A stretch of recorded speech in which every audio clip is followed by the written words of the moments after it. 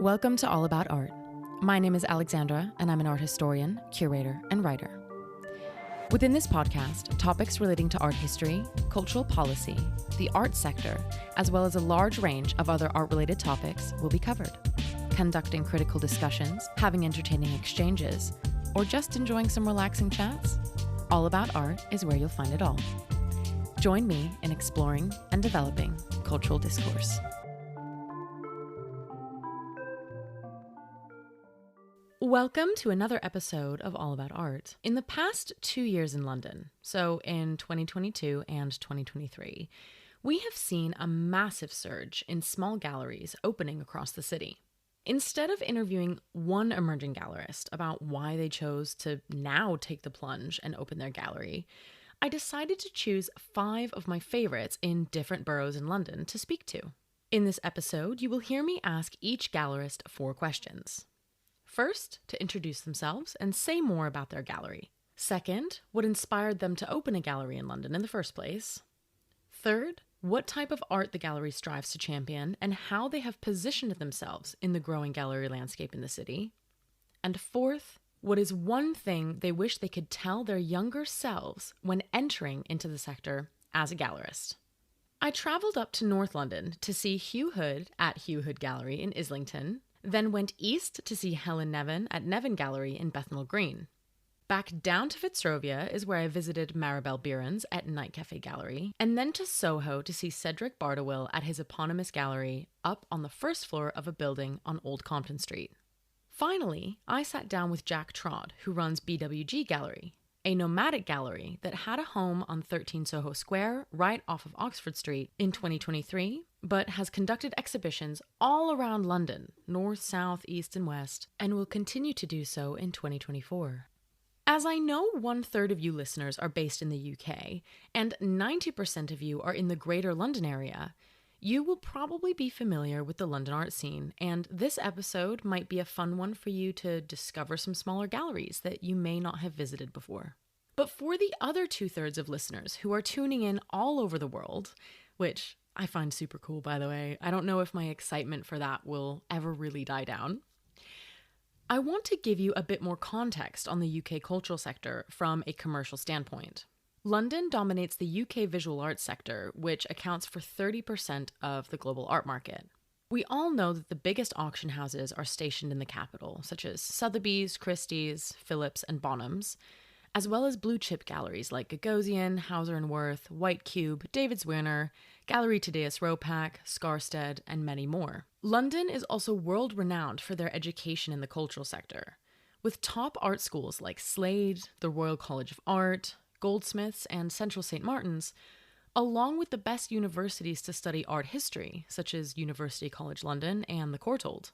When it comes to a collector base, the so-called ultra-contemporary market, which typically refers to art by artists under the age of 40, has been incredibly successful in the last few years, which also shows a new generation of art collectors who are buying art at a different price point.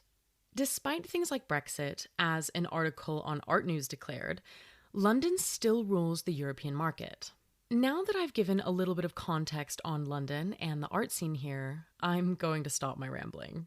I have put some of my sources in the show notes though, and I also want to say that if you do want to hear more about the art market, there are a lot of great podcasts that will give you in-depth information and analysis, one of my favorites being Art Tactic. Before I continue, I also want to ask listeners around the world to think about the art scene in your city. Are galleries opening all around town where you live? Is there a booming or possibly still developing art scene? I would love to hear from you if you want to reach out and tell me more. Before I dive in, I wanted to let you lovely listeners know that All About Art is on Patreon. So if you want some behind-the-scenes content, maybe a bit of merch, the chance to get one-on-ones with me and my guests, or you're simply wanting to support this project, I would be absolutely thrilled if you decided to sign up. You can do so through the link in the show notes. I also wanted to say thank you to those who have already signed up. Your support means the world, and it makes the further production, improvement, and growth of the podcast possible. And for that, I'm incredibly grateful. Also, thank you to our sponsors at Synergy Associates, the art world tech gurus, for supporting this episode's production at their clubhouse on Pall Mall. You can find more about Synergy and their facilities in the show notes.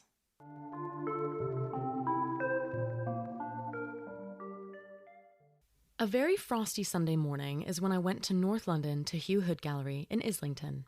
I picked up some coffee on the way, as Highbury in Islington is a great place to go if you're looking for a cute cafe, a delicious restaurant, or a good wine bar. His gallery used to be called The Room because it literally is a room. Hugh founded his gallery in 2022 and has been putting on shows with emerging artists ever since. Hi, Hugh. Thank you so much for sitting down with me today. Please introduce yourself and tell our lovely listeners where we currently are. I am Hugh Hood at Hugh Hood Gallery, and we are at Islington, which is a really, really beautiful area in London. And we are currently sat here in my gallery.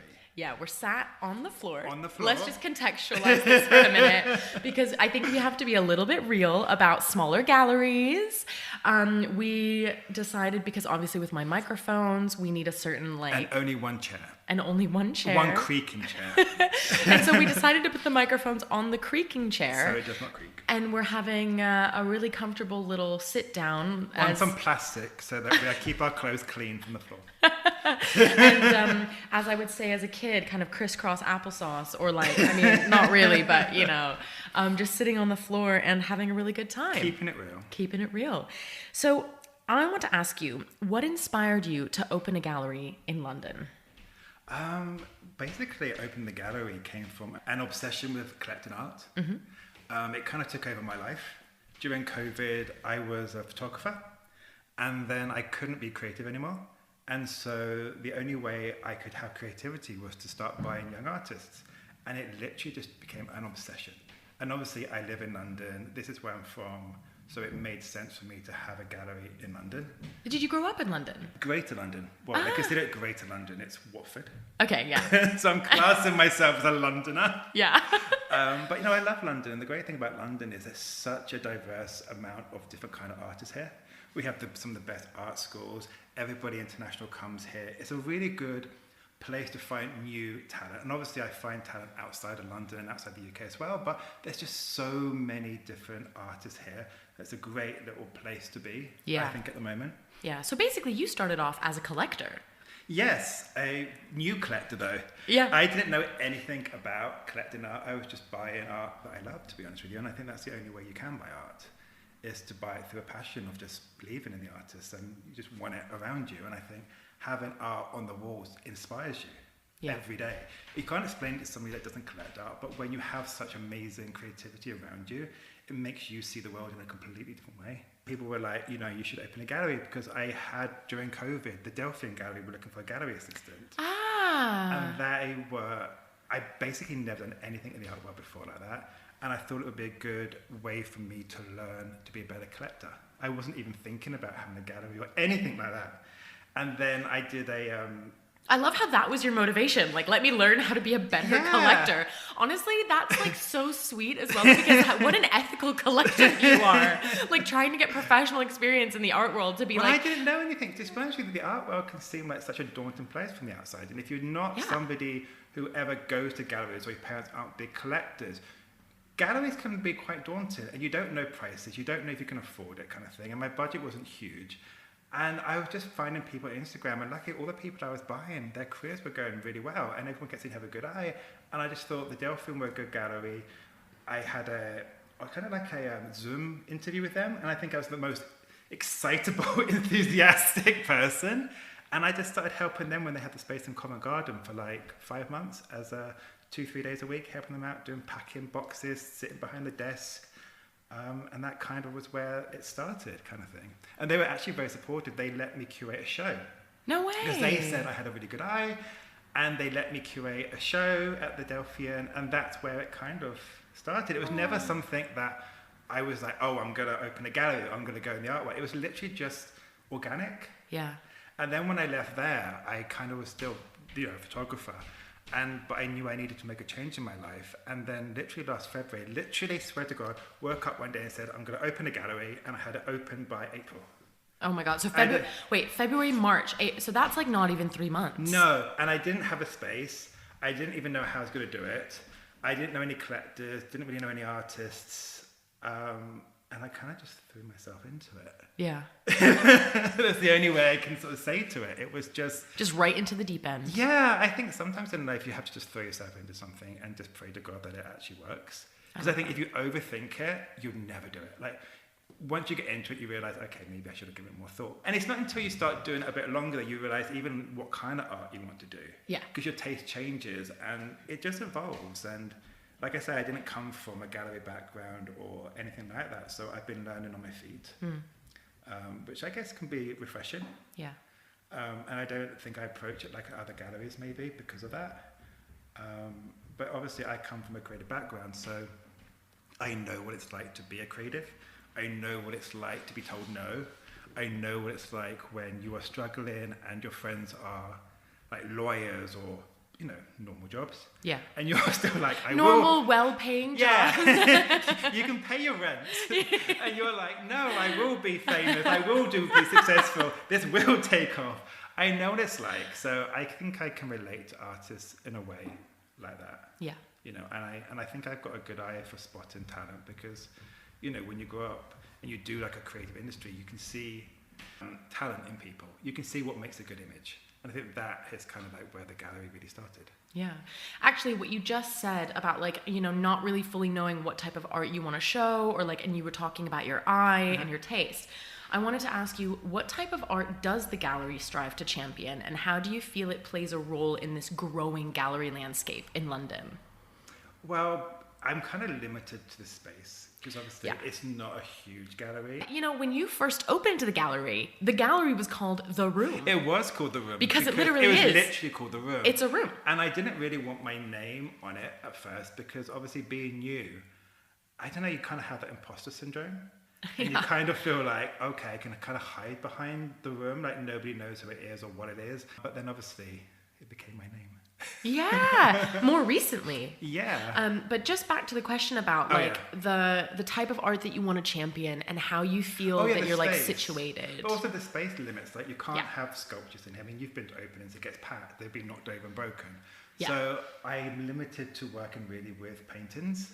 But it is new emerging artists and it's giving people kind of that first chance to show themselves for their first solos.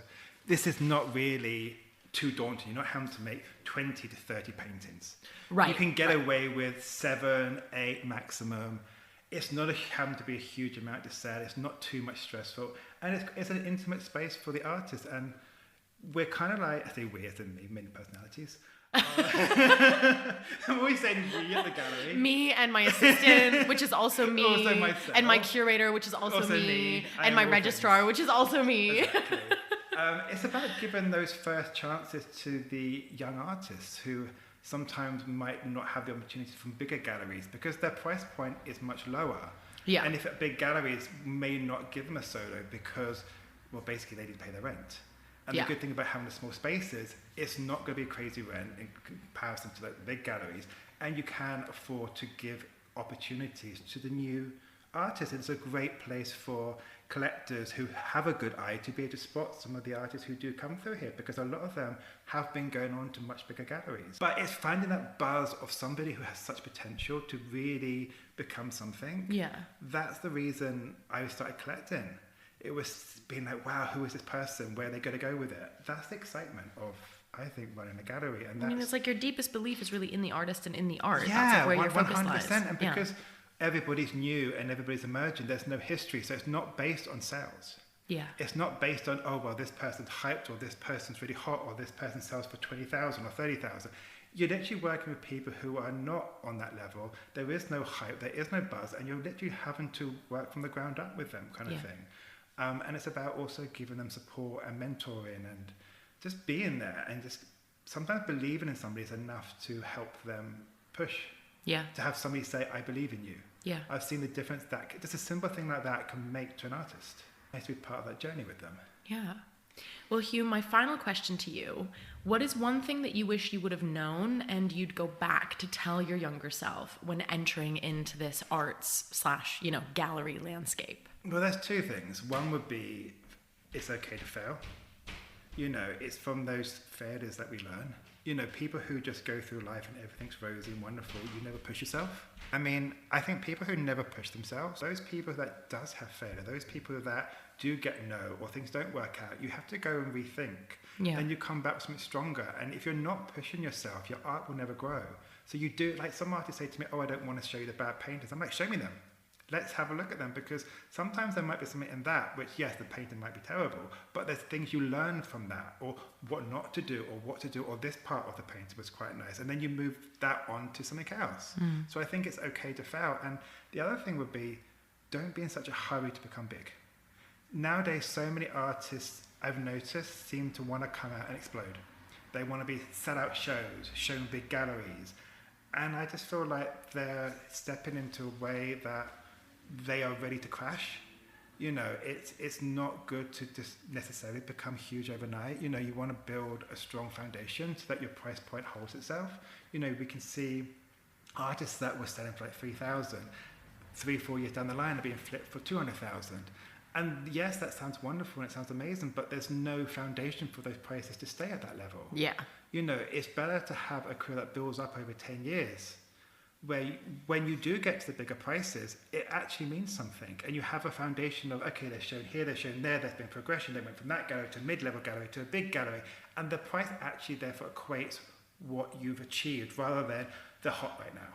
So I would just say to artists, yes, your friend might come out of the MA, be picked up, they might be flying high right now and you might feel like you're overlooked, but doesn't mean they're the ones that will become big long term.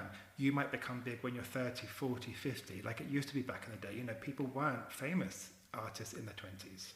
It took time to build up, and I think people just need to allow themselves to understand that your time will come, and maybe you need a bit longer to get to where you want to get to, and maybe those failures will actually improve your work and make you work even harder, and therefore long term you might even be a better artist for it. You have to literally get stuck in, work hard, and it takes time to build up to these things. And I'm having to learn that as a new gallery myself. And so what I'm learning is also what I'm telling the artists to learn. So I'm taking it myself.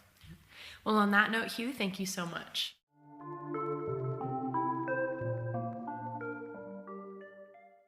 I got off the station at Cambridge Heath in the pouring rain to see Helen at Neven Gallery in Bethnal Green. Walking up to her very cool steel-studded door, I realized that Neven Gallery is the newest of all the galleries I interviewed for this episode, as we ended up sitting and recording in the gallery during her second exhibition ever, having just opened in 2023. Please introduce yourself and tell our lovely listeners where we currently are. My name is Helen Neven. We are currently sat in Neven Gallery, of which I'm director, which I opened recently on Cambridge Heath Road in East London. You can hear Cambridge Heath Road outside. I was going to say, now we just heard a Mustang. She never sleeps. She never sleeps. Okay, amazing. And so what inspired you to open a gallery here in London? I love London, first of all, and like most Londoners, I love to complain about London. I resent the chokehold it has on me, and yet I just think it is one of the most exciting cities in the world. And I think one of the contradictions of London also are strangely the things that make it such a great place to open a gallery. We all know London is an expensive, huge, tiring, competitive city, and yet there's something about London, it retains this punk energy. I really believe there is something about London, its multiculturalness, that I think breeds genuine tolerance and open-mindedness. And I think there's always, and London's a very future-orientated city. I think it is punk, it's interesting in rule breaking, it's interesting in innovation, it's always looking to the future, it's interested in subculture. And for that reason, I think that's why we see so many amazing young practitioners still managing to kind of work and create here, and a lot of young galleries popping up, because there is this interest in something different, something that breaks the mold. And whether it is like we're here, this is a former mini cab office, and setting up spaces in here in different spaces. I've been to shows in leisure centres and in old like swimming pools. And there's this curiosity, I think, on the part of Londoners to always look for something that's slightly breaking the mould and changing. I think it's very exciting, and it's why it still does somehow manage to nurture, despite the odds, it manages to nurture this like incredible, kind of very rich and like, developed sort of creative scene here in London. Yeah, definitely. Yeah. I think that like I personally, I'm American Austrian, and so like coming from Austria, where I've experienced a couple of galleries in Salzburg and in Vienna. Vienna is more, open and There's some cool stuff happening in Vienna, actually. Yeah. Vienna is really amazing. But like if I think about Salzburg and things like that, like there's only really one or two galleries that I really, really love to go see, and no one is doing things in like. I remember Sophie Novakovska, who's also been on the podcast. She spoke about how she was putting on a show in like an old butcher shop. Yeah, like, I went to meet Marcus. Yeah, exactly. And the so, like, smell stays with me forever. Oh my God. It was a great show. It was really, really cool. Did you climb up those little stairs? Yeah. Yeah, nuts. So my next question is, what type of art does the gallery strive to champion, and how do you feel it plays a role in the growing gallery landscape in London? So currently the gallery is supporting and exhibiting emerging artists, a lot of London-based artists at the moment. I think there's some incredible homegrown talent here that needs showcasing. In terms of, I'm showing, my last show was installation. This is painting, but also, kind of wall-based. It's kind of on the fringe of the painting and like something else. It's due to its medium, but a medium, I'm not specific, and I think there is, visually, there's a lot of differences between the artists I show, but I think there is often a red thread and a shared concern amongst the artists I work with, in terms of looking at something of a contemporary condition. I think questioning a lot of the fault lines of particularly urban life and late capitalism, interest in pop culture, this increasing blur of high and low that we're seeing that I find fascinating. I think there's incredible intersections now being explored with intersections of kind of philosophy and like pop culture and how these two can meet. And interested in these themes of kind of prosperity and decline, and I think some of these themes can feel quite sinister and cynical, but I think there's a humour to it as well. I'm very interested in, I'm so interested in the now. I'm interested in the now, what brought us here and where we're going, but most particularly in the now. So I want artists who are really speaking to a certain contemporary condition, way of being, identity, how we feel in the world. Yeah. I think that's really wonderful, and I feel like I have a particular interest in that as well, especially when you say that there's a humor to it too.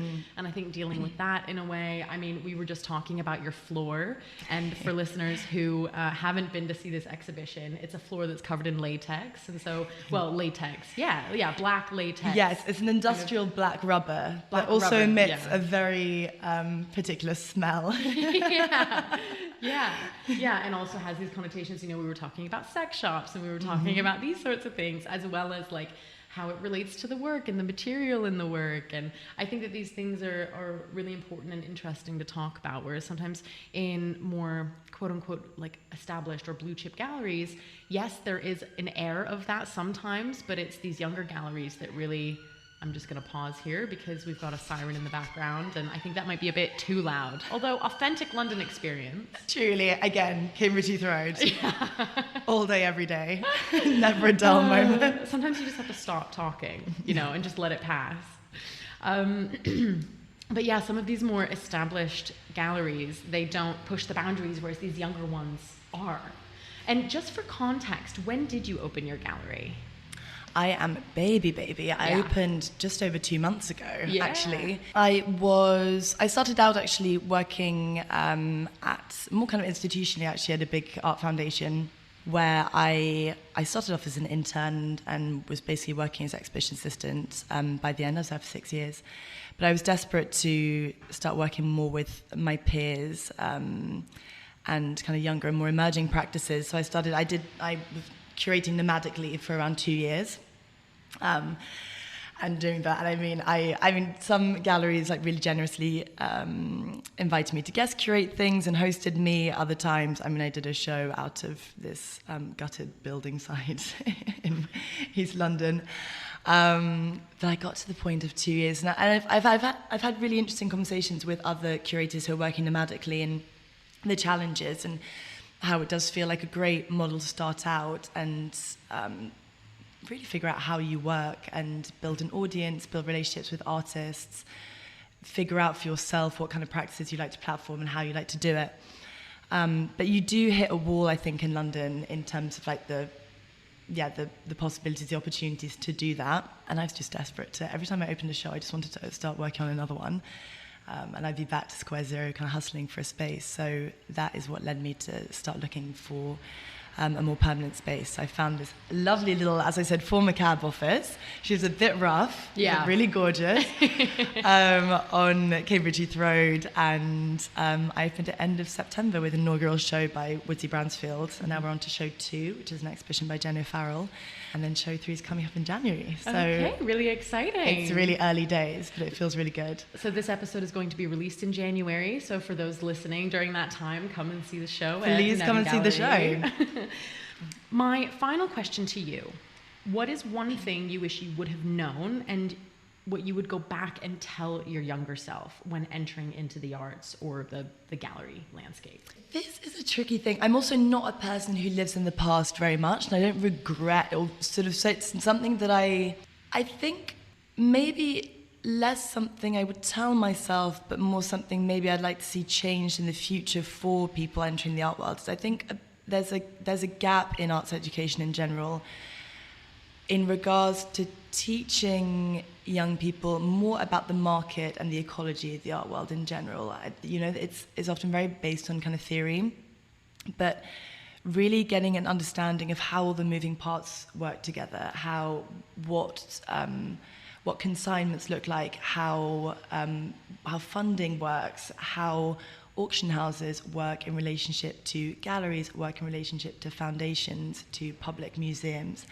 And it's something that I think and speaking to a lot of my peers, a lot of us just learned a lot about this on the fly just when we started working, and it wasn't really taught in our degrees. And I think an early understanding of really like the mechanisms of the market, as I said, the ecology of art in general, would be very helpful, I think, for a lot of people starting out, and also give young people more of an understanding of maybe like the areas of the art world they want to work with and work in as well. And also young artists, for sure. Because so many young artists like leave art school and are kind of like, what do I even do now? So I think if I were to go back, I would, not necessarily something I would like tell myself, but I would have maybe, I think an earlier understanding of how all that works would have been incredibly beneficial. And yeah. Well, Helen, thank you so much for coming on the podcast and contributing to this. Thank you for asking me. It was a joy.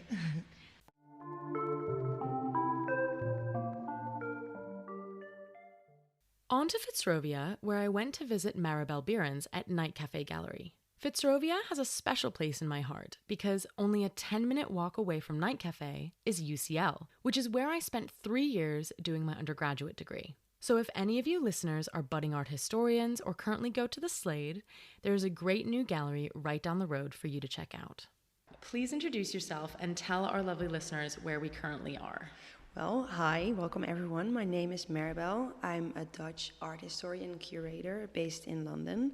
And we're at Night Cafe, a newly opened gallery in Fitzovia in London. Just to give our listeners a little bit of context, when did you first open Night Cafe? So the gallery opened in May. We're on our 4th exhibition right now, so it's brand new. The gallery's still in infants. And yeah. Yeah. That's it. And what inspired you to open a gallery in London? It has been a natural continuation of what I've been doing before, which was running an online editorial and curatorial project called Where's the Frame, which was started during the pandemic as a way to support a new generation of artists entering the art world, especially during the pandemic, which was quite a tricky couple of years, especially for newly graduated artists, as a way to support them, write about them, contextualize their work, and show their work in a virtual space. What type of art does your gallery strive to champion, and how do you feel it plays a role in the growing gallery landscape here in London? So what I'm trying to do with the gallery is I'm trying to foster cafe culture, hence the name Night Cafe. What I really loved about cafe culture is that artists or creative across different disciplines would come together, come up with new ideas and influence each other. And what I particularly love about it is that you have different approaches coming together and coming up with new ways of seeing the world. So every exhibition in the gallery is concept driven, based around an idea, trying to make a point or raise a question, and multidisciplinary as an ode to cafe culture. Okay, multidisciplinary. And so that's why we're sitting here and we have a variety of mediums surrounding us. We've got sculpture, we've got A print. A print. Is that's that on the a floor. print that's on It's the floor? yes. It was going to be like another sculpture, but wait. Yeah. And then, is this photography with its long no. It's layered photography. Layered photography. So it's creased Duralar. Creased Duralar. So okay. half of them have the privacy film, half of them have the creased Duralar, and then there's Duralar on top of the drawing as well. That's so interesting. So does that mean that when you move around the artwork? Slightly so. Yeah. It doesn't really change shape, but it has this kind of, it moves a little bit. It plays a little bit with the light and you know. Okay, that's really amazing, because I remember speaking to the artist at your opening, which was really lovely, about the sculpture that I'm currently looking at, which is, it comprises of some wooden, I'd say, pedestals, but not in the traditional sense. They're more sculptural, they look more architectural, and on top of these two pedestals that are a little bit of different height, we have these beautiful mounds of black sand, and in these mounds of black sand, there's a glass ball. Yeah. And so I was immediately really, really drawn to this sculptural element, this intervention in the gallery space, which you've placed really beautifully in kind of the nook that you have in your small space. And I think that it's really beautifully done, because it really makes you get a little bit more intimate with the work. The works that you've shown so far, like, I think that you have a real strength in finding or in believing in that more conceptual side of art, which I think is really hard to find in younger galleries nowadays to a certain extent. Would you agree, or do you think I'm kind of reaching here? No, it's very important to me to show conceptual art and give platform to different kind of voices. Not just the usual suspects. I love to do something a little bit more unexpected. And not just painting, basically. Not that I dog on painting. Paintings, but it's the most commercial, isn't it? Yeah, it's the easiest to sell, like for you. That's. But yeah, no, I think it works. If I wanted to make a space that is very interesting for people to visit and experience art in, as I said, a more unexpected way, and I think that excites people, and it excites me to put on these shows. So, yeah, it is.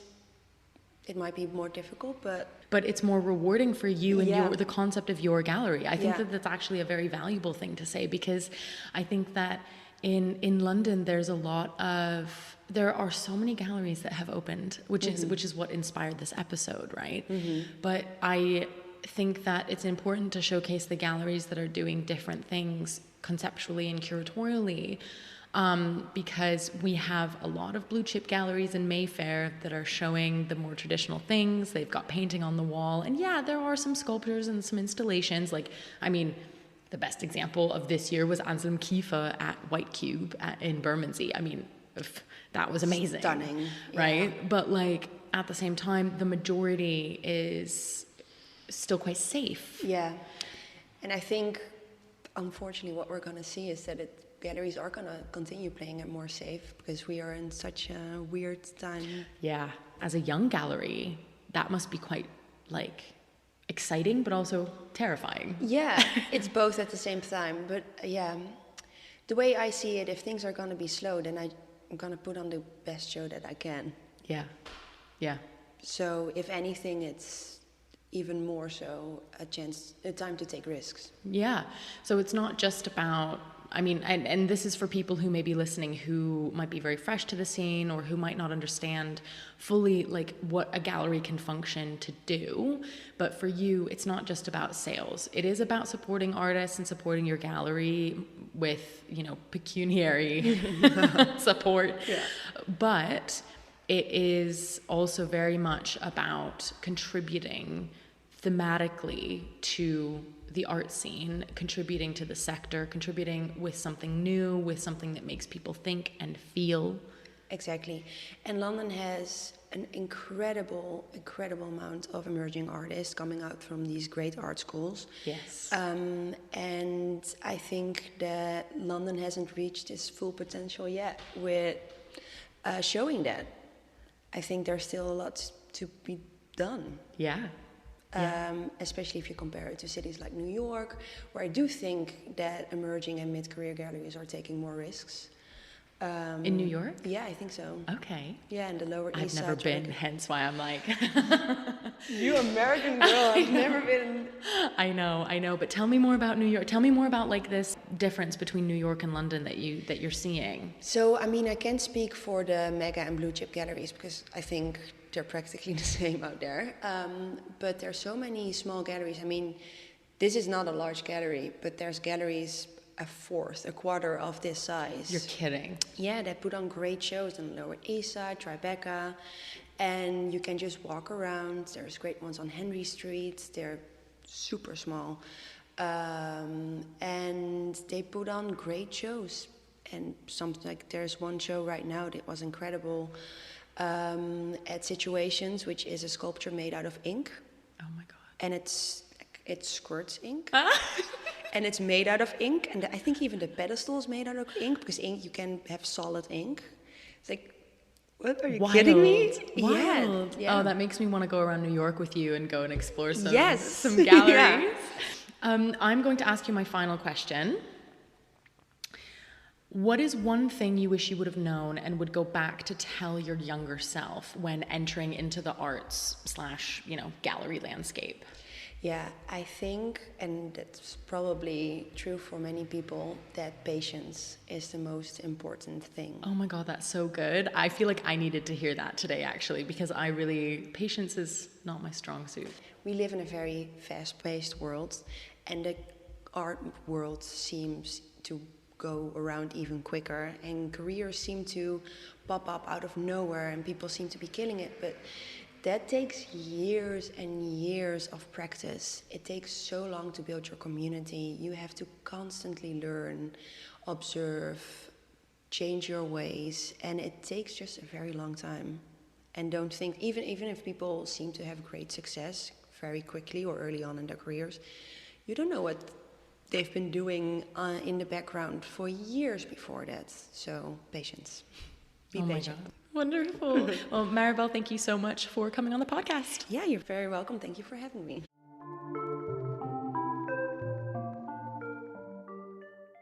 Not even a 10-minute walk from Leicester Square Station, you will find yourself on a very popular road in Soho.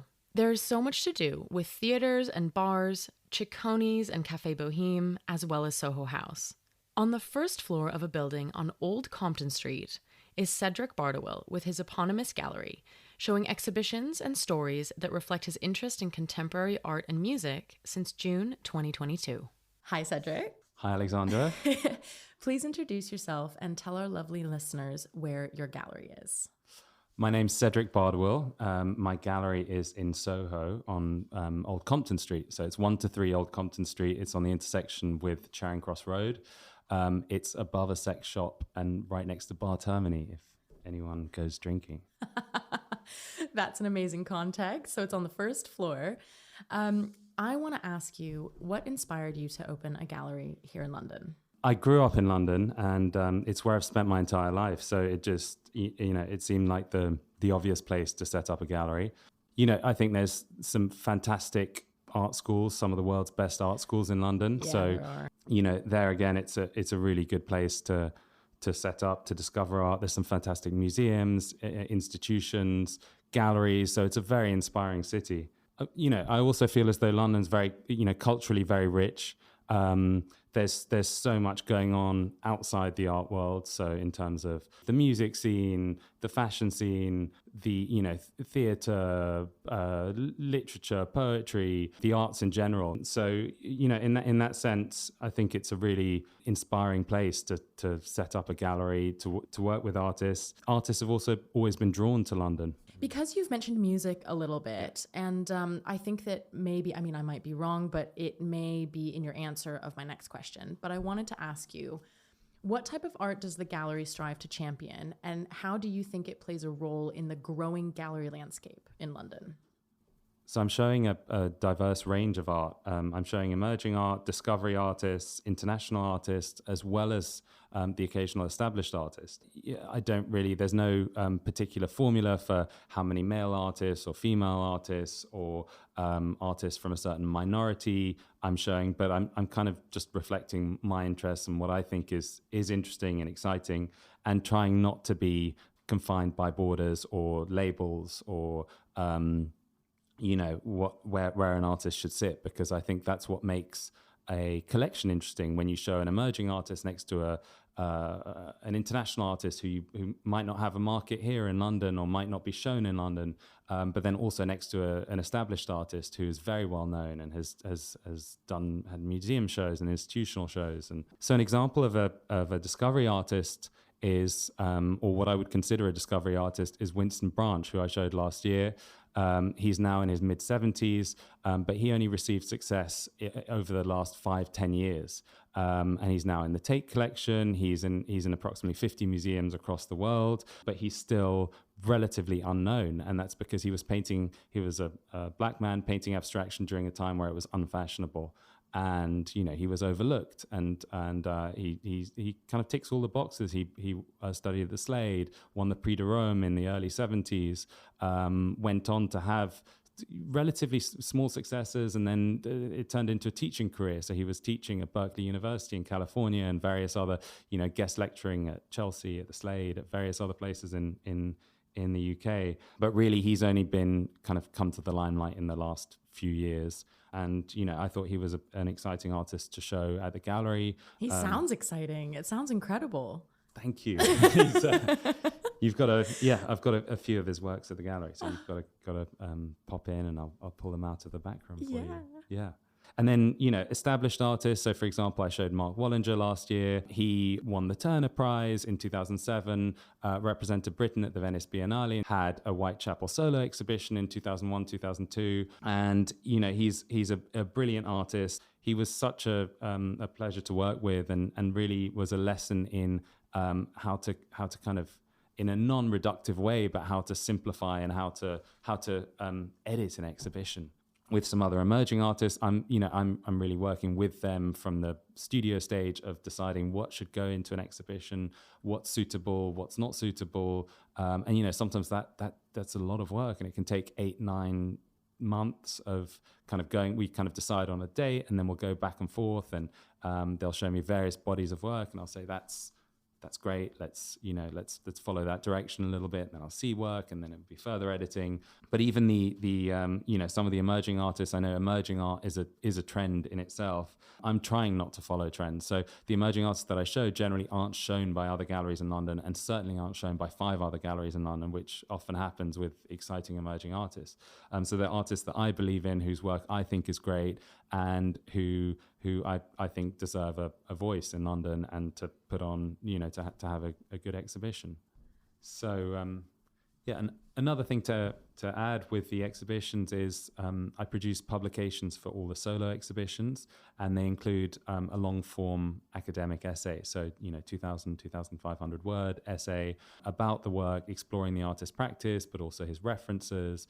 And, for me, that's very important, because it's the type of thing that, although some of these artists are emerging now or relatively unknown now, if in 5-10 years' time they kind of make it into institutional collections, or even sooner as things are happening now, then they've actually got a serious heavyweight essay to quote and to reference and to use in a, historically, and to look, rather than a press release, which is just, filled with jargon and doesn't make much doesn't add anything to the artwork. So, but the other side of that is I want these essays to be the type of thing that perhaps our parents would enjoy reading, that are interesting. They're about the work, but they're also about more than the work. And they're not, I try not to use art jargon in the essays, and I work with specific writers who generally have a very generous understanding of art. But when you've got a 2,000 word or 2,500 word essay, you can really explore things, and you can explore what the artist's practice is about, where the artist has come from. You can kind of get into the nitty gritty of things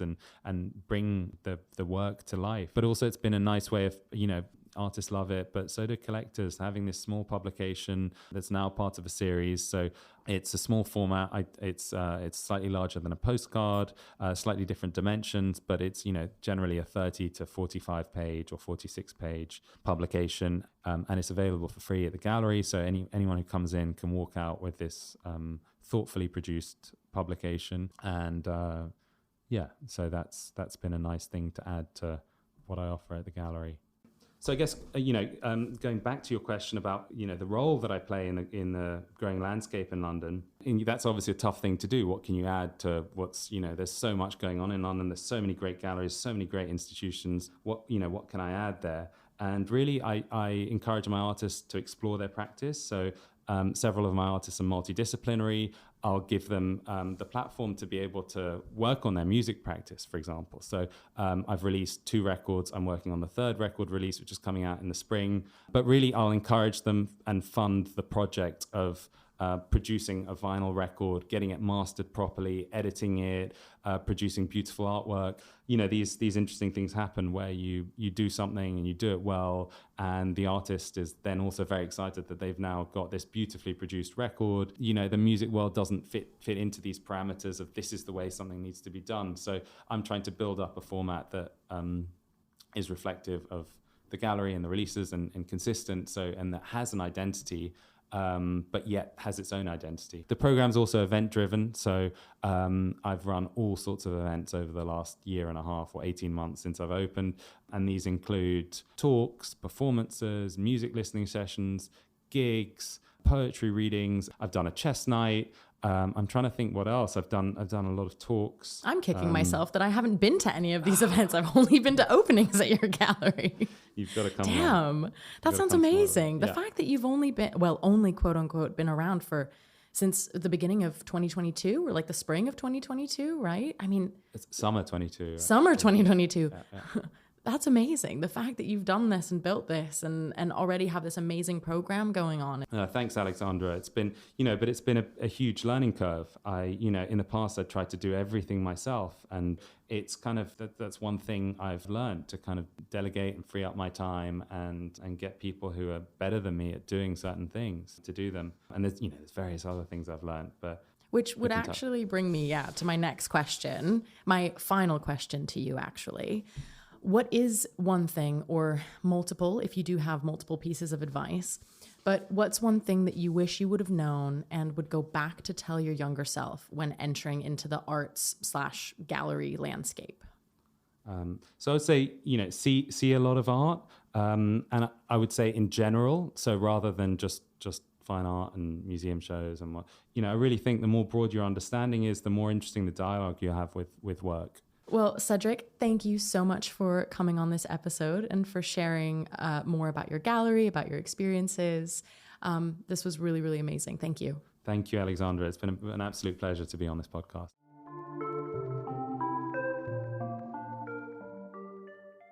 BWG Gallery has organized a multitude of exhibitions all around London throughout the last few years, ranging from pop-up spaces to display windows to a more permanent space they held in 2023 on 13 Soho Square. Now entering a new chapter in 2024, I sat down with Jack in the All About Art podcast studio at Synergy Clubhouse in Mayfair to chat more about what that will look like. Hi, Jack. Thank you so much for coming on the podcast. Hello, Alex. It's nice to be here at last. Yes.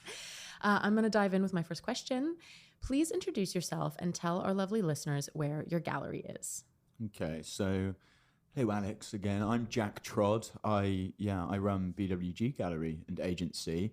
And the gallery for the last 6 months has been situated on Soho Square, number 13 Soho Square. For the Londonites, it's actually quite a well-known creative space. And I took it on when I was doing a solo exhibition around the corner with an artist called Charlie Schaffer. But as of literally a few days ago, we've moved out of number 13, on a very open basis. It's a huge commitment, a large space. And as we'll talk about later, we go quite big with our exhibitions at BWG Gallery.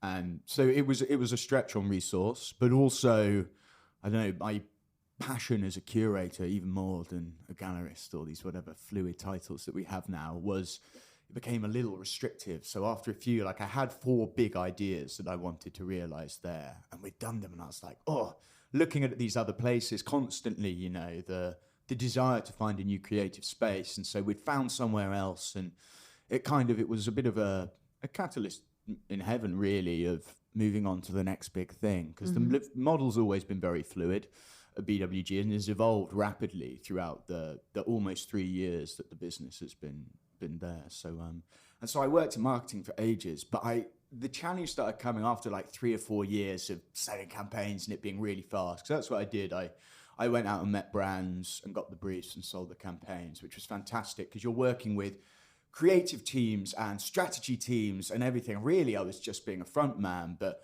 working with all these real deep creative insights and people who were really impassioned, and then doing the boring element of the job. And it was wonderful. But of all the ideas we pitched, it had started, at least I found, going more informational than it had creative.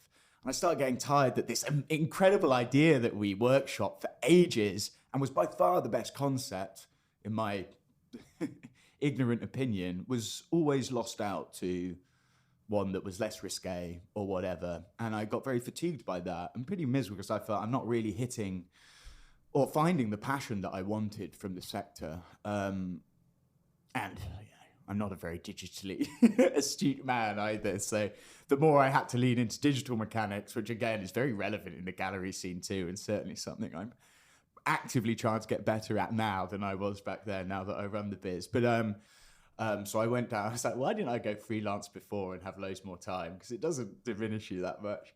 And spoke to loads of artists, went to lots of emerging shows and lots of studios, and started discovering things that I wanted to see more of and things that I didn't like. And so I guess you've already answered my second question a little bit, but if you could delve into it a tiny bit more, what inspired you to open a gallery? So like you said, you were freelance and things, but what really led to that gallery? Yeah, it was needing to find something new, but I had no idea what it was going to be. And it was that 6 months, you're right. I started tapping in, but it was the stuff I wanted to see a lot was often far out of reach, or something I didn't know that people could. I didn't see where it fit into the commercial sphere. But I love highly immersive and experiential shows above all else, because I would lose myself, and really it would broaden my horizons and open my mind. Because I'd only really gone to mainstream galleries and museums before that, and meeting these young curators who were blowing my mind with the work they were doing and just being such raw entrepreneurs. I'd only ever done that at the behest of another commercial entity, and not really done it myself beyond little creative side hustles. They were hobbies more than anything, like the music and the podcasting and all the other things that I used to do. Dungeons and Dragons for life. Oh gosh. We have another podcaster in our midst. And then sort of the third element was speaking to artists, and unfortunately hearing a lot of horror stories of people who'd just been maltreated. And I still hear it all the time. I'm sure you do as well, of just people being ill-treated. And I'm like, God, these guys are so talented, but they need commercial guidance and support. And all that stuff evolved into can I be an agent and an advisor for artists and these people? It wasn't a conducive model, because these are people at the early parts of their careers. They need to earn money, not be asked for money. And so that quickly fell apart. And then I started speaking to some venues, and I'm like, maybe I could do this myself, help them, give them opportunities, and then subsequently give them advice through working together, as opposed to asking for it as consultancy. And that was really the catalyst of what ignited BWG as an agency. And now that BWG has been around as, a gallery and agency, and you went through having a permanent space for a while now in 2023, what type of art does the gallery strive to champion, and how do you feel it plays a role in the growing gallery landscape in London?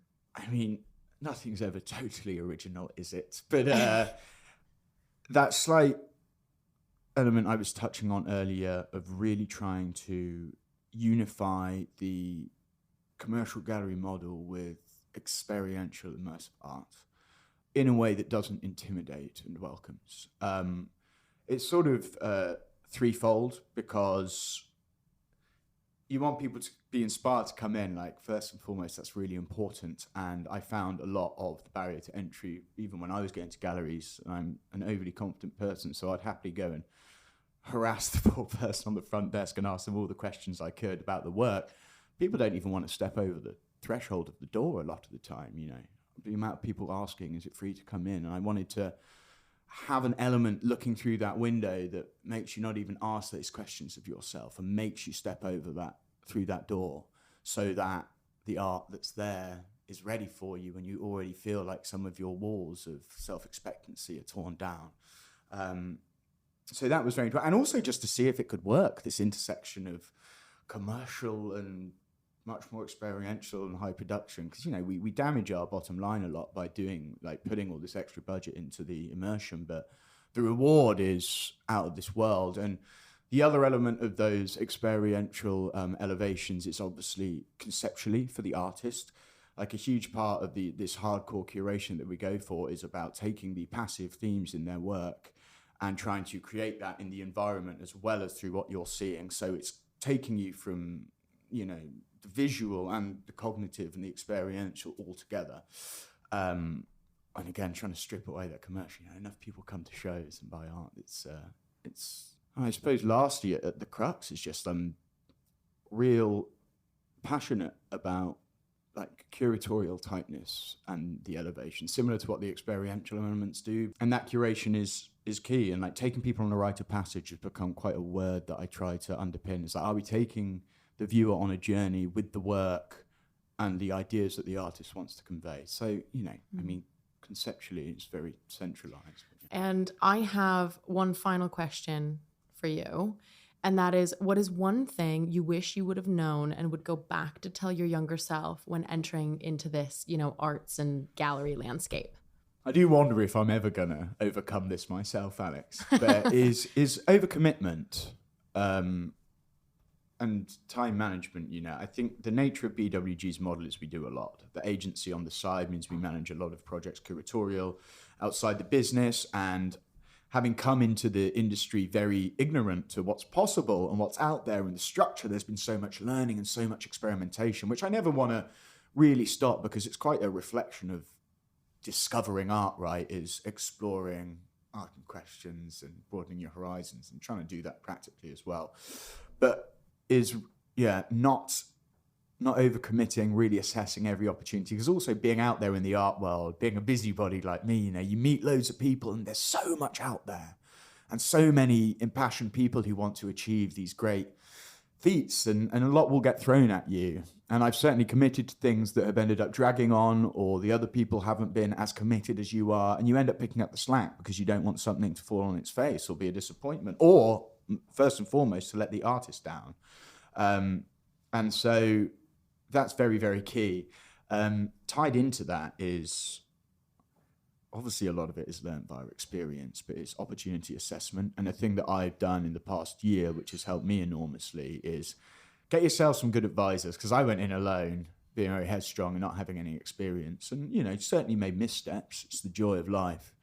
But is get some trusted people who can advise you, like non-exec chairs or whatever. I have someone who advises me on my big commercial decisions, and someone who advises me on the sort of the creative, philosophical cruxes of my show. And those two people have become some of the best sounding boards for not making so many wrong decisions or overcommitments that then unfortunately let the stuff that really benefits the artist that we're working with sing to its full capacity. Want things at 100, not 80%, because we're spread too thin. Yeah, exactly. And this is what you and I were talking about before we started the episode, and just, managing time and things like that, looking at what your priorities are, but also learning how to recognize what the priorities should be, I think is one of the difficult things, right? And I found even like I slightly overcommitted, not that it's bad at all, on charity projects in my first year, because I didn't have loads of other things to do. Yeah.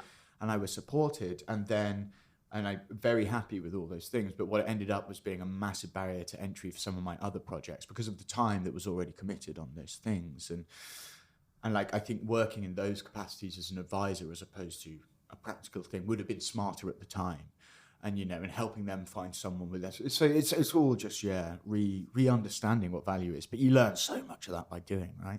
Yeah, absolutely. I think let's not beat ourselves up for making mistakes and just be happy that we've learned from them and grown, right? We're so much wiser for them. On that note, Jack, thank you so much for coming on the podcast. My honor and pleasure, Alex. Good to see you again. And that is it for today on All About Art.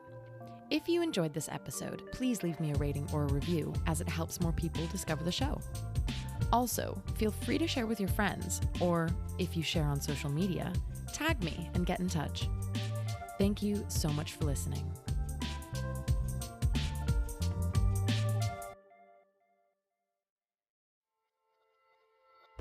Recorded at the Synergy podcast studio in central London. For more information, go to synergy.tech.